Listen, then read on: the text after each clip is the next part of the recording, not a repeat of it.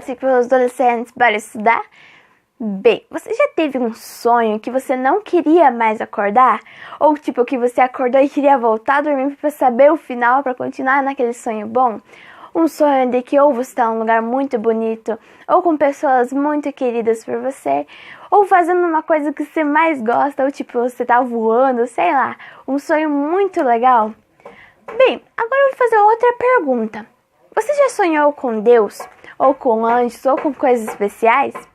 Pois é, o personagem dessa semana, ele teve um sonho similar a esse. Ele sonhou um sonho muito legal.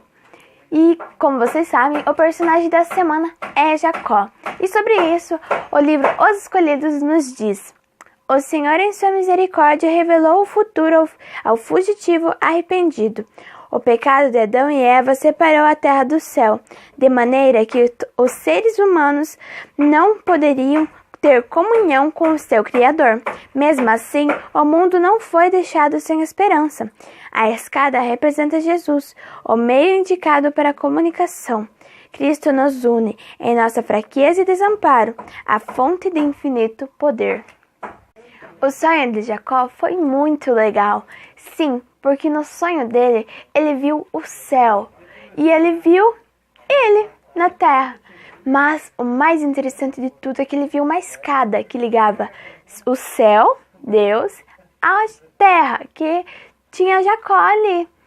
Ele viu não só essa escada, mas ele viu também anjos indo e vindo dessa escada, e andando e vindo e andando, ligando o céu à terra. Mas eu vou te contar uma coisa. Sabe quem que é a única pessoa que pode nos ligar da terra ao céu? É Jesus. É através dele, do sacrifício dele, que nós, pecadores, somos falhos, que nós podemos conseguir chegar mais perto de Deus, sentir a presença divina em nós. E é através dele que nós temos a oportunidade do perdão. Sim, Jacó, ele se apegou cada dia da vida dele a Jesus, para que ele pudesse sentir o céu perto a ele. E foi por isso que ele conseguiu cumprir a promessa de Deus de ter uma grande nação, formar uma grande nação. E isso foi muito legal. Agora eu pergunto para você, você está se chegando a Deus hoje?